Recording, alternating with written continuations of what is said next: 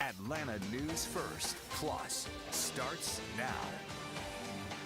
Thank you for joining us here at the First Alert Desk on Atlanta News First Plus. I am Mariya Murrow with Catch Up Quick. We're going to go through the news-making headlines in and around Metro Atlanta, as well as your First Alert forecast. Meteorologist Rodney Harris will be joining me in a few minutes to go over what the weekend weather has in store for us. But first, I want to start with some breaking news. Let's take you out to Rockdale County, where the search for a missing inmate has finally ended. After 3 days on the run, the Rockdale County Sheriff's Office says Timothy Shane is back in custody. Atlanta News First Neamani Watson is in Newton County, where authorities say Shane was captured. Yeah, that's right. This is the neighborhood where the Rockdale County Sheriff's Office says Timothy Shane was captured here on Morris Drive in Covington. This is a photo of Shane's arrest with the deputies. The Rockdale County Sheriff's Office says deputies responded to the Covington area after Shane was seen knocking on doors. He was initially arrested on November 23rd on multiple charges, including fleeing from police and possession of drugs. He was taken to Grady Memorial Hospital after a suicide attempt and was able to escape while in deputy custody.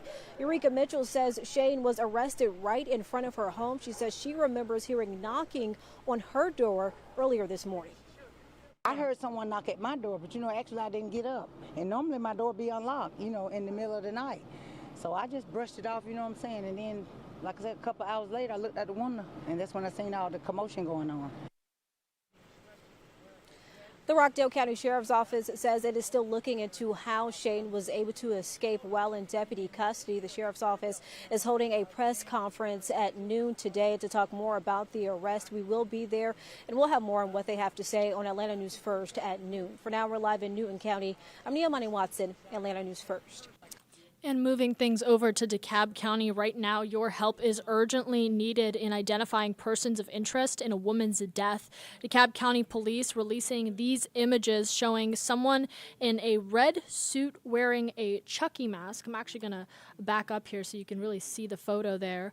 That is one of the persons of interest that they are looking for. It appears that individual is holding a large gun. And then in the next photo that we want to take you to here, you can see two individuals also identified as persons of interest. They are standing in the parking lot area of an Exxon gas station along Moreland Avenue.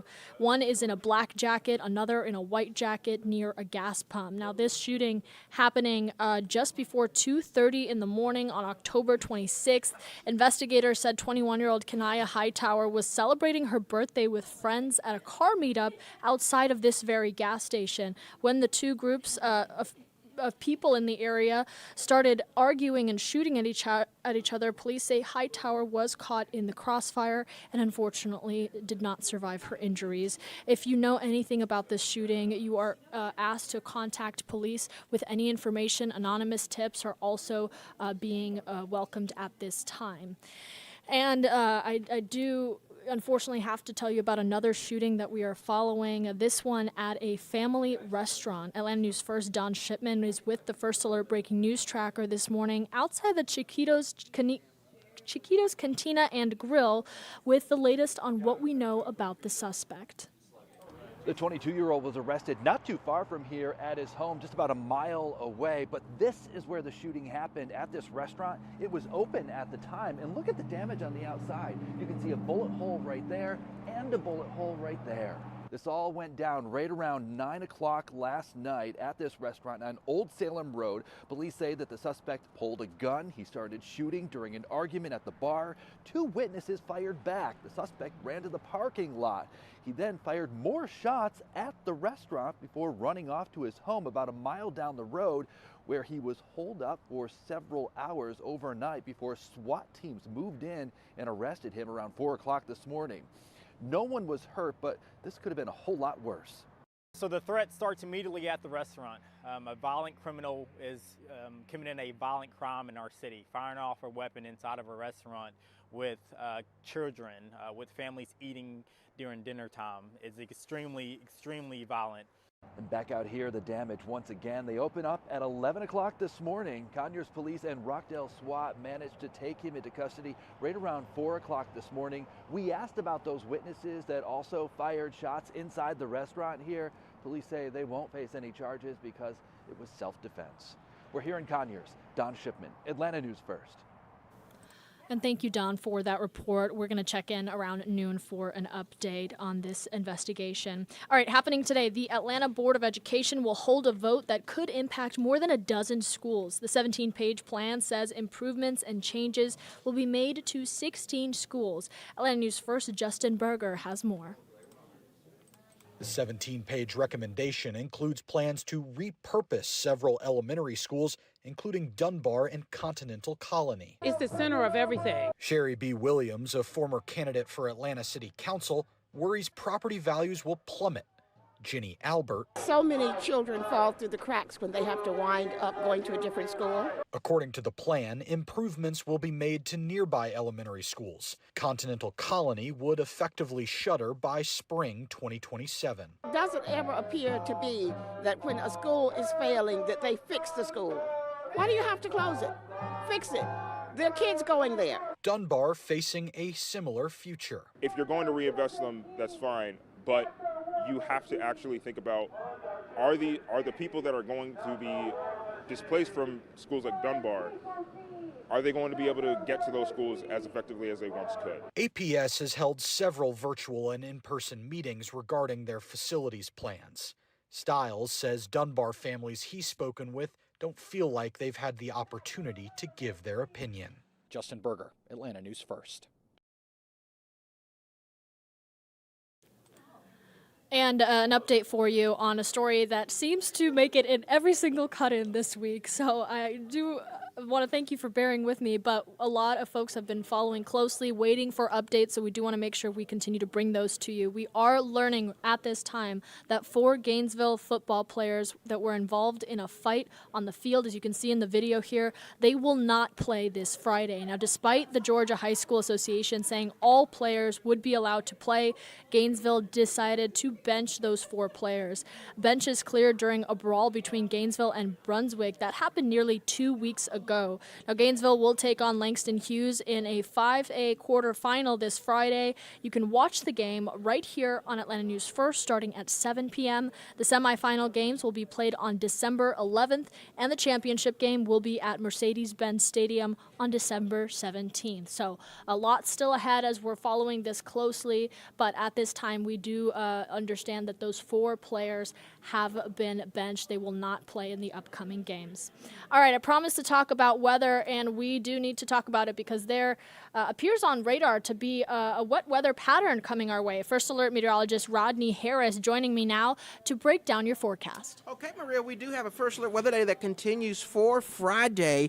We have some brand new model data, Mariya, since what we were showing you earlier this morning, and I think you're going to like what we have for you Friday. It's still a First Alert. You're still going to be impacted by rain. However, the timing of the rain has changed a little bit. Our models haven't really been doing great with this system, so it's possible that the timing will keep changing, but I want to start by letting you know that First Alert is still there Friday. It will still rain in the morning, but beyond Friday morning, I'll give you an update on that model within the next 2 or 3 minutes. But before we get to Friday, Mariya, how about this? So it's cloudy this morning, but I promised you on Atlanta News First that the clouds would move out, and here we go. At 11:08, it is sunny, mostly sunny, and it'll stay that way for the rest of your day today. Now, it's going to also stay chilly, so we were in the upper 20s to low 30s earlier this morning. We're not really going to see much of an improvement there with our temperatures.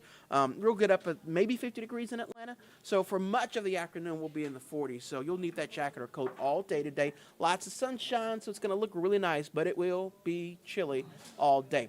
Now let's get to Friday and let's talk to that forecast model. So this system that we're tracking is actually moving in Thursday night. So most of Thursday will be dry, but by Thursday night after 8 o'clock, notice how we do have some rain moving in, showers moving in to North Georgia, basically along and north of I-20. So if you have any plans late Thursday, particularly after 8 p.m., Atlanta northward, you will see some showers out there. And then that shower activity will really fill in for Friday morning. So Friday morning, you're headed to work. It will be raining and it will be cold. So prepare for that in advance. Now, here's where things change. So we're going to keep the rain in the forecast all morning long on Friday. But notice by lunchtime, a lot of that heavier rain is starting to move south. And throughout the afternoon, we're actually now showing drier weather. So we have the First Alert on Friday for rain in the morning up until lunchtime. but we do believe that your conditions will improve by Friday afternoon and Friday evening. I know we have some high school football playoff games out there Friday evening. At this point, as of the latest model data, it looks like you'll be fine here in Metro Atlanta, but that's certainly something we're going to keep you up to date on. Again, that first alert for Friday morning for sure, with rain out there as you get to work, but it looks like your evening commute Friday will be fine. Stay tuned on that forecast for Friday. It may continue to change. So this system that's impacting us Friday, Friday's the biggest impact day, but the system is actually going to impact us the entire weekend. So there's a front that's moving through on Friday. That's going to help to kick off the rain. And then as that front moves south on Saturday, it's going to take most of the rain with it. Now, our models are sort of going back and forth on exactly where that rain dry line is going to set up. We believe that most of the rain will be south of Atlanta on Saturday, so we have a 30% chance of rain in your forecast on Saturday to account for locations south of Metro Atlanta. I'll warn you, some of these models have been kind of bringing that rain line back up to Atlanta, so definitely stay tuned for Saturday. We know the SEC championship game is at 4 o'clock in Atlanta. We think that's going to be dry, but that could change, so definitely stay tuned for Saturday. And then for Sunday, that same front is going to move back north, so we think the rain is going to move back north with it. Sunday doesn't look quite as wet as Friday, so your rain coverage is at 40%, but I am forecasting some scattered showers out there on Sunday, and that may take us into Monday morning, so you might have to dodge some rain as you get to work on Monday as well. So this system is going to impact us starting Thursday night all the way through Monday, the highest impact day on Friday. But that's why you'll certainly want to stay tuned, because it's a complex system, so your rain chances each day through the weekend may certainly change. What will definitely be true, it will stay cold. As you can see, those highs are basically going to be in the low 50s, at times not getting out of the 40s. So we're forecasting a high of 46 on Friday, 48 on Monday. And when we do warm up, the warmest high temperature in your 70 is 52 on Sunday. So it'll be chilly over the next 7 days. It'll be cold in the mornings as well. So just prepare for that, and we'll keep you up to date on these rain chances. What I can say is today looks level. I want to go back to that live camera to give you an idea of what that looks like, because, again, the clouds have moved out. So if there's anything you need to do outdoors, really today and tomorrow you'll be fine. Staying chilly, but certainly looking nice. We'll keep you up to date on that first alert for Friday. First alert meteorologist Ella Dorsey will have an updated look at your forecast on Atlanta News First at noon. You can always find your forecast in our First Alert weather app. And until next time, we'll see you soon.